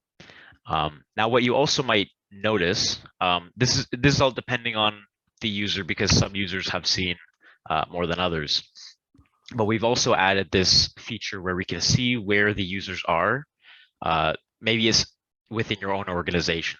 So if I'm in the FM BetterForms organization and we're working on this particular app, then I'll see where everybody is. So in this environment, for example, we have 4 of my teammates, or four users working on this one page. I see who's working on this page, and that opens up the possibility for more open communication within teams, because we want to open this up to users who can work together on particular projects. So this way I can see, Charles is working on this page while Ege is working on this page and Eduardo is working on this page. So if I have any questions relating to them, I know where they're at. I know if they're, what they're up to. And yeah, so this is all hopefully going to make things easier. We're dishing out these updates pretty consistently, so this will hopefully be pretty ready soon. One of our other developments has to do with these examples and demos, which I can pass off to Christina and Andrew, unless there are any questions about this new navigation. Looks really good. Well, I think so. Yeah, I'm pretty excited about it.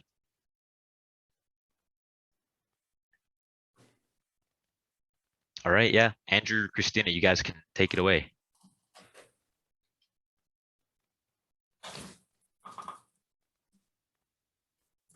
Yeah, so thank you, Pearson. Hi, my name is Andrew. As Charles mentioned, I've been with the team for about 4 weeks now. And one of the first tasks I've been assigned to do is make information more accessible to the end user. So with the help of Pearson and my fellow team member, Christina, we have designed and implemented the new examples landing page. It's still in development, so I won't need too much time here, but if anybody has any ideas or improvements for this page, please let us know. So first thing you can do is click on the preview. I'll send you to the preview of the example. Pretty simple. You can also click on the row, and clicking on the row will send you to the editor where you can see the code needed to implement it.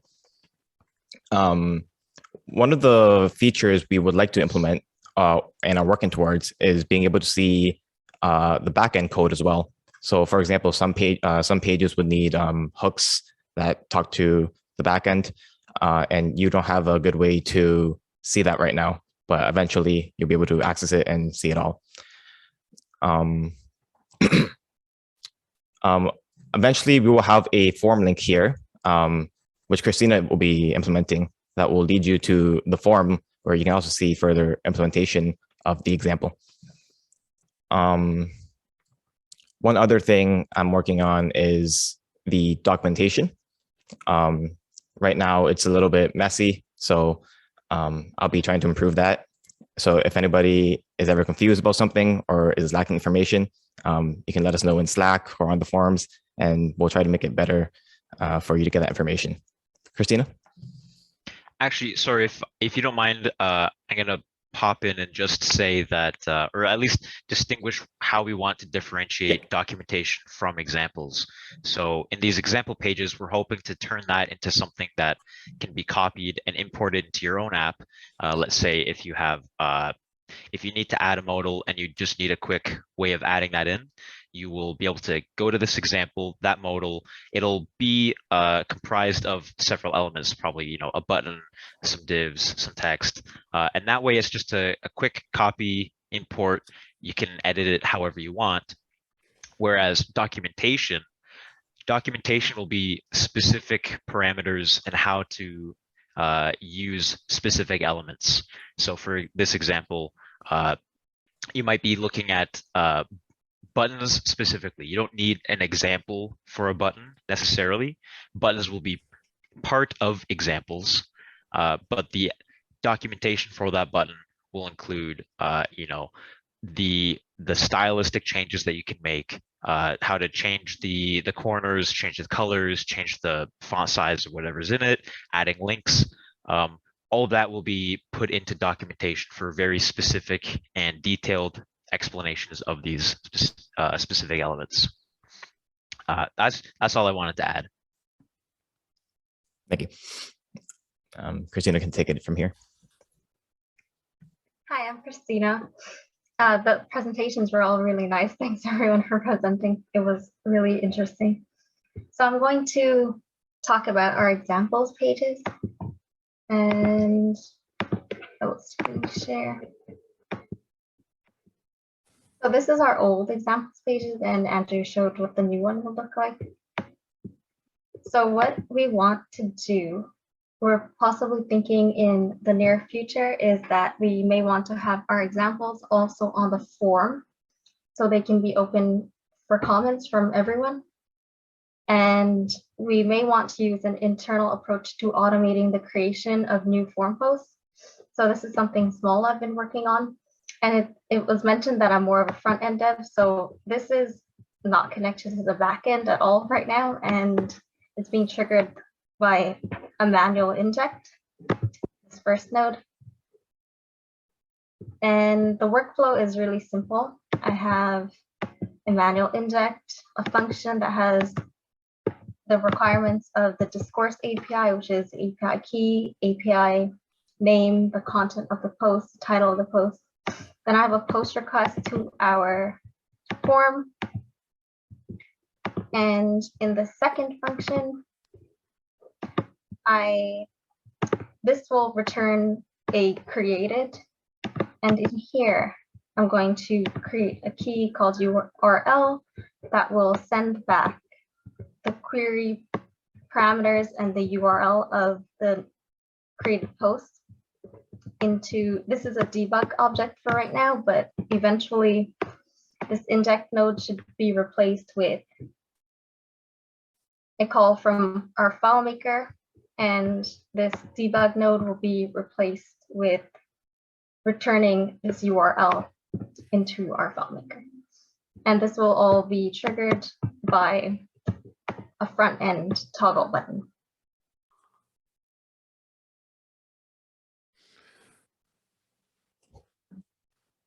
Cool. So if I could just add in a little bit.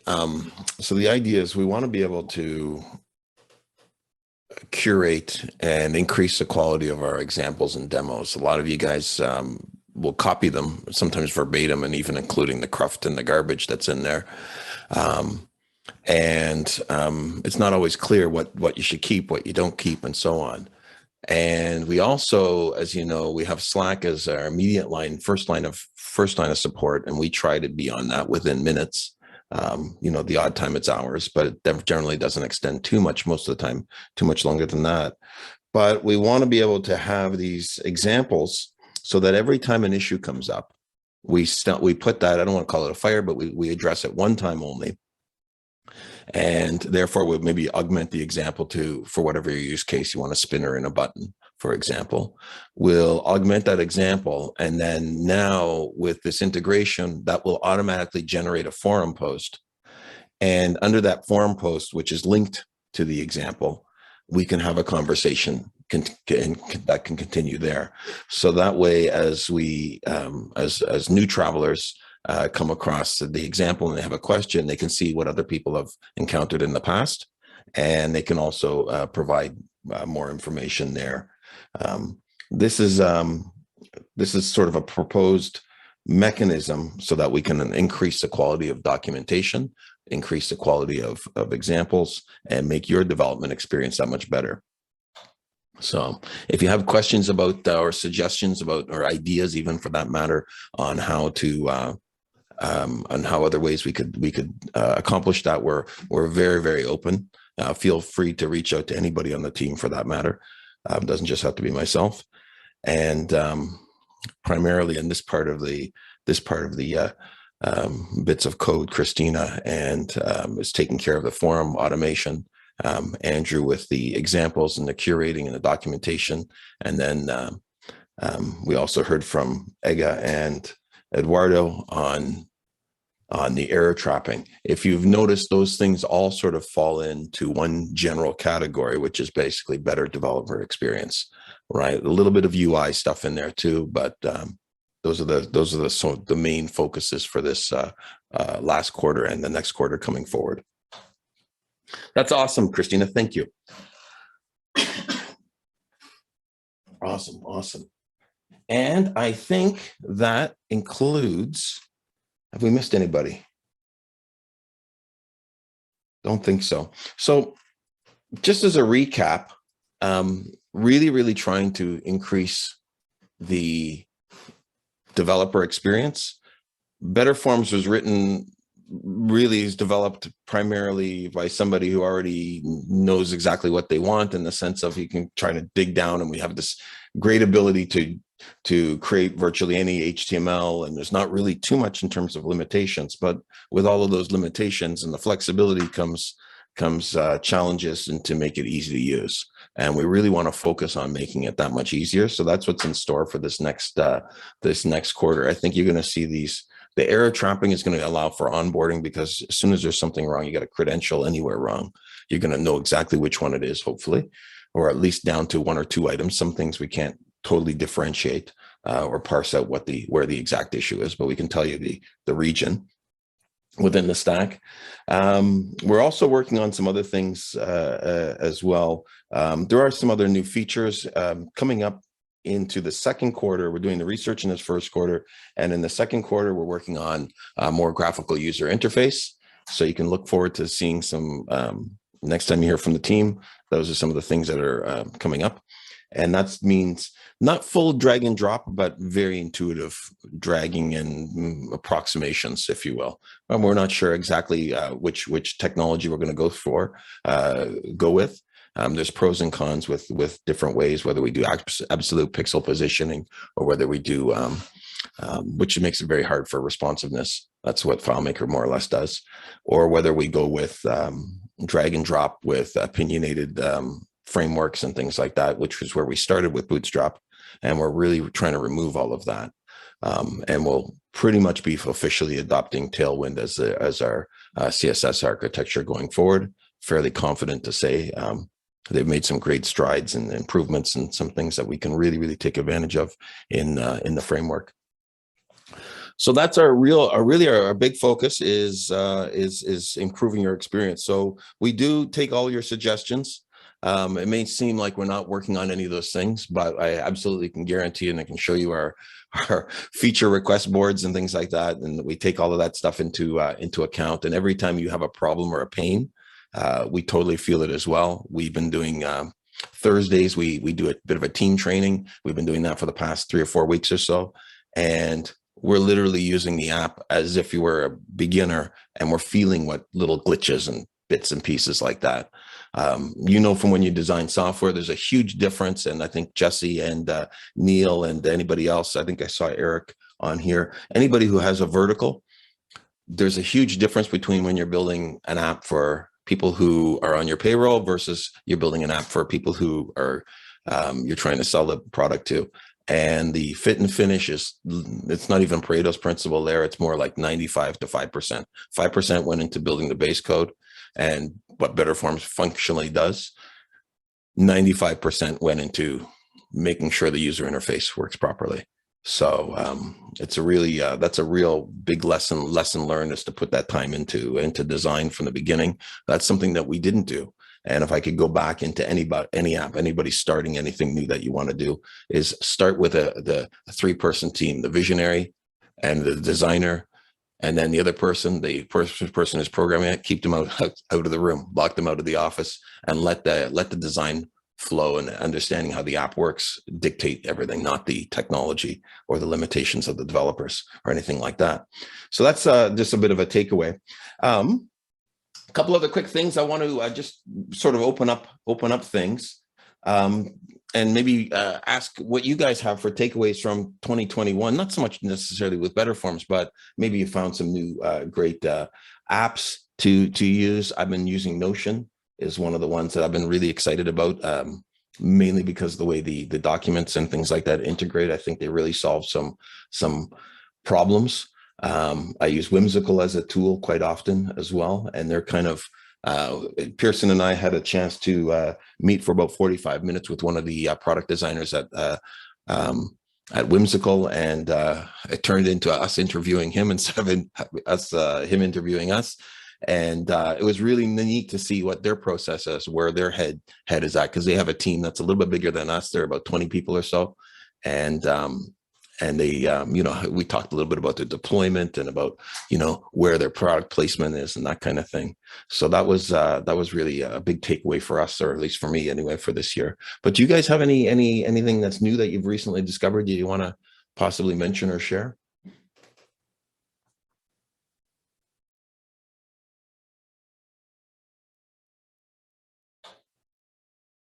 It's like 1, 2, 3 ghost town. Sorry, Charles. What is Notion? Notion. Oh, okay. So if you like Whimsical, Giancarlo, I love Whimsical. You're gonna love Notion. right? So here, I'll give you a quick demo because I've become a total fanboy just recently, but I think, and I'll explain why. So Notion is this, Notion is this app that's really, it's a doc. It started off as a quick alternative to Evernote. And if you've ever used Evernote, you know, you can make notes and things like that. And they've made some big improvements, but they sat very idle for a while. So Notion came in and they have the same sort of idea. You have this idea of a document, and then you can start typing things. And if you put a dash in there, it'll start to create a list and so on. But it allows you to do those kinds of things, and you can put, you know, various headings and whatnot and title and so on. So it makes it very easy for making documents, but that's more or less what Evernote did as well. And Notion came along, they had a really fresh, clean user interface. You notice even little things like they take this header bar here, and as I start typing, if you watch it, it disappears, right? So everything disappears off your document except for what you're working on. So there's not a bunch of clutter. If you use like Atlassian Confluence or something like that, like there's all kinds of crap all over the screen. And sure, it's powerful, but they just kept adding feature creep, and it becomes almost, I wouldn't say unusable, but it's not friendly. And one of the things that Fred, we've had on past discussions, UX designer as well, he made a good point, is an app should be a joy to use. And I do find this pretty joyful. But where it's really powerful is, for example, if I just jump up a little bit here, I'm just going to go, I'll show you kind of a little bit here. I don't think we're not going to touch anything confidential. This is like a document wiki for our team that we're just starting to play around with. And basically it has a lot of top level things, people resources and that type of stuff, but then it jumps into products. And if we jump into products, so I say FM BetterForms here as a product, here's a link to all of our public resources and actually notes on how we can maintain those public resources, like where is the forum kept, what server is it on, that kind of thing, right? All of that information is available for us as a team. Our development stack and this is our development stack and some code practices, and this is stuff that is in the process of building out. We don't really have a true ticketing system, but this would be that it's the odd time we do have to take on a ticket that is not getting resolved. So this is, you know, a way we can whip that up. So for example, if I wanted to do something really simple, let me just jump back up to the top here and jump into our marketing department. And I have these Friday live meetups. So I whipped up a really quick, Notion has this idea of databases, and the databases are not, they're more than a table, but they're not FileMaker. But you can create some relations and you can create some aggregate functions on the foreign keys of the database and things like that. So I just as an experiment, I whipped up one for today. And what's really interesting is you want to create a database. It's super easy. I'm not sure why this line is here. There's this weird line on the bottom of my screen here. But every item or every record in a database is actually a document. So here's a database. These fields are really meta fields going across here. But if I dig into this holiday show and tell, these are just my notes. And I just made a quick agenda here. And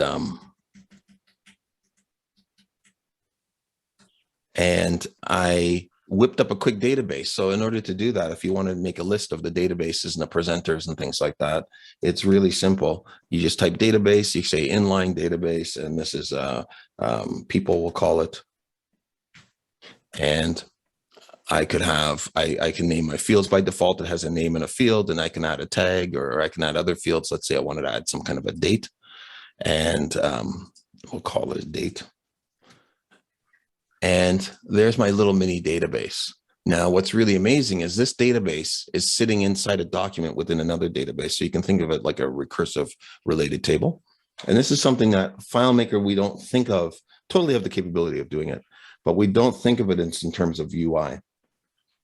So now I can go and add my people and so on. And within this, I say, Charles, maybe I'm doing some job interviews, and this is for a certain position.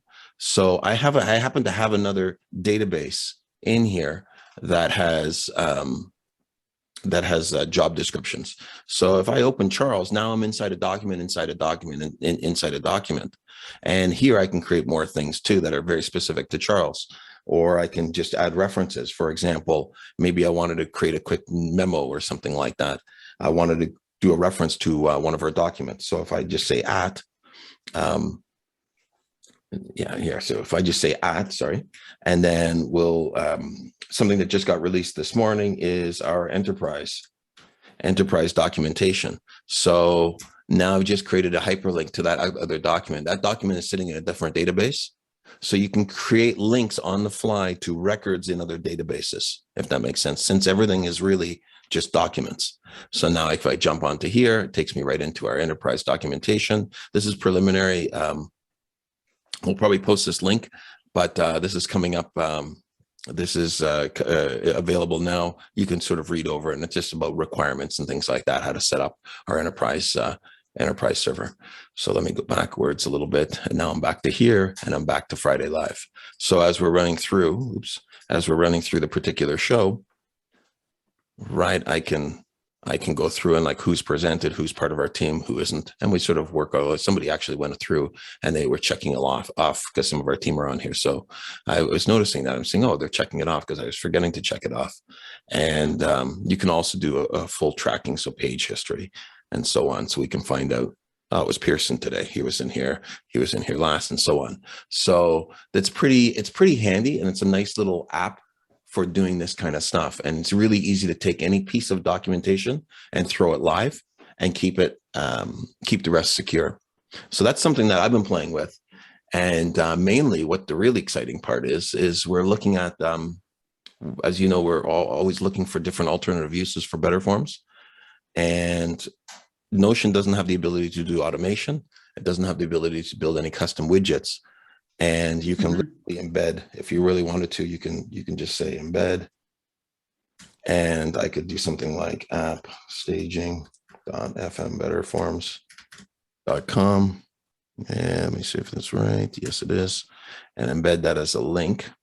And kaboom, there's BetterForms inside here. Now that means any widget that you make in BetterForms can sit inside here seamlessly, and especially if it connects back to their API. So that's really exciting because that extends this app into like phenomenal amounts of phenomenal abilities. And it's just one area that we're looking into, or at least I'm playing along with as well. But if you're interested in, or if you have suggestions, or I should say in general, about other cool things that you've been playing with, please do share.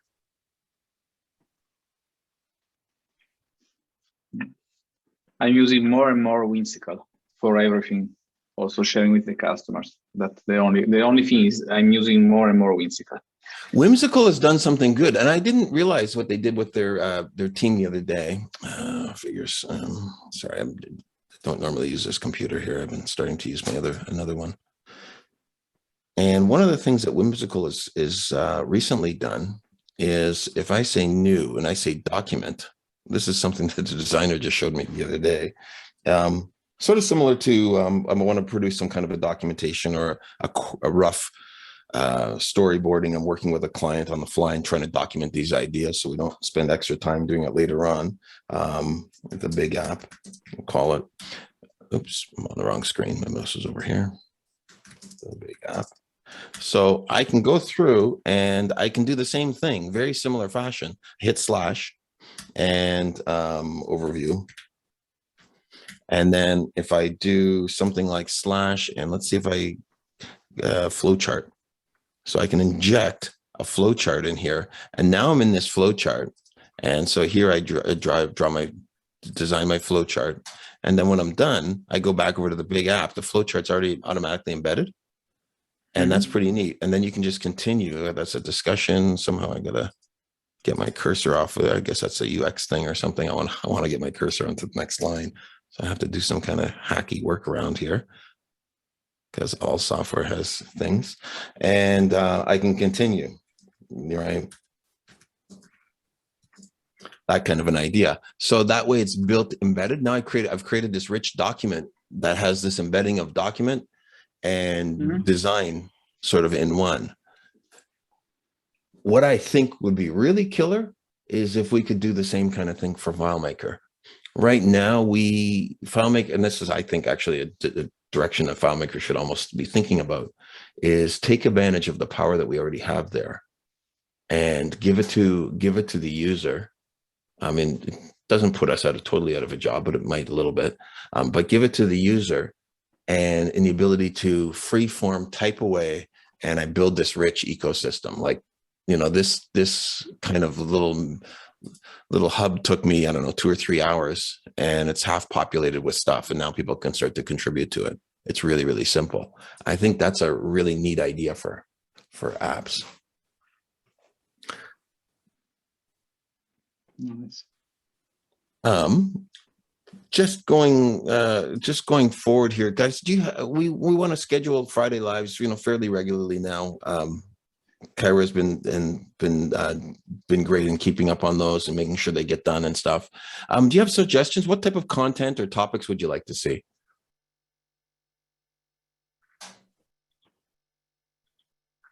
I would definitely like to learn more about the geofencing that Jesse's doing that you mentioned. I think that is really powerful stuff.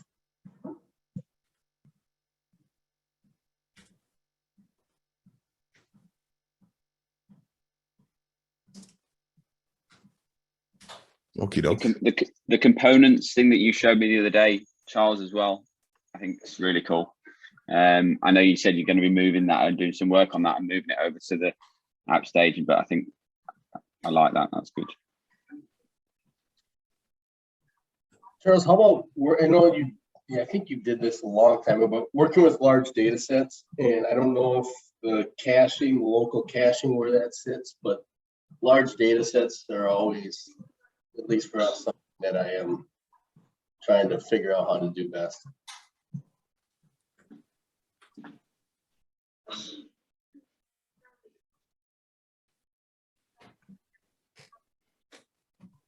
Okie doke.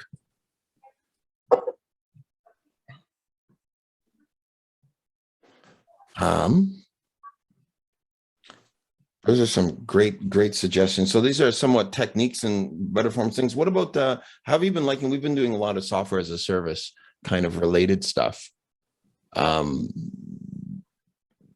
don't know if that appeals for has appeal for everybody or not. It does for me. All right, and the people who've presented, but we've had Jesse and Neil and Mark Anderson of Floristware and a few others presented over the past year. Is that something we're done with that topic? Move on, kind of thing, or? It's always good to see what other people are doing. As you know, having seen Jesse's demo in the last one, that's pushing me down the road to totally redesign my whole vertical market into a BetterForms app. So yeah, right. Always interesting to see what others are doing. So what about that show and tell stuff? Do you guys like that? Is that something that we want to love the show and tell? Okay. Gives you inspiration and motivation. Right. Charles, I have two that I'm going to launch in January. Pardon me? I have 2 that I'm going to launch in January that awesome. That are pretty big, actually. One of them actually is in the legal space, and just a tidbit here. We went through a bit of security stuff. I think I talked to you about doing the audits and stuff like that. So I ran a full-blown external test on the portal for one of my BetterForms pages and stuff like that. And the reason why I was doing it is because one of the companies is going to, I guess, try and do a hack into the system to make sure the thing is fully secure. Mm-hmm. So just so other users know, when you configure into the BetterForms, we got an A+ rating back on the security tests and stuff like that. So they're doing a whole whack of shit like cross-site injections and SQL injections and a whole bunch of stuff. So So the portal came back on port 443 with an A+ score, was PCI compliant, HIPAA compliant, no major issues found, NIST compliant. We're following industry best practices and stuff like that, right? Excellent. So that's a good thing. The only thing I'm trying to do right now is to see if there's some tests we can do for that load JS thing, the issue that's hitting everybody, because that's going to be on everybody's mind now for the next couple of months and stuff like that. So. Yeah, we try to. I think the easy way to deal with a lot of issues like security and things is to take the I call it the drive-through approach. You can add cameras to a Walmart to prevent shoplifting. You can add the beepers at the door. You can add a greeter and to stop you from going out the wrong way and things like that. Or you can just turn it into a drive-through. And you virtually, just by its nature, its design, you've virtually eliminated shoplifting, right? At least external shoplifting. Like it's hard to shoplift something from a Amazon site, right? Maybe the employees, but that's a whole different story, right? So that kind of approach, that philosophy in engineering, I think is a good start. And we don't cache any data. We do short-term logs of the transactions of what's being fetched in our system, but not the data itself. So we can tell you that yeah, your domain was fetched out of our cache, recently, and that's just for debugging. But we don't know what actually is getting requested. We don't even know what specific pages are getting requested out of your site, as far as that goes. Okay, that's cool. I am going to stop our recording now. We can still hang out, but I want to thank everybody for coming today, and have yourself a great holiday. All right. Thank you very much, guys, for the team. I was just typing, I didn't hit enter, but really proud of our team here. So thank you very much for all your presentations as well.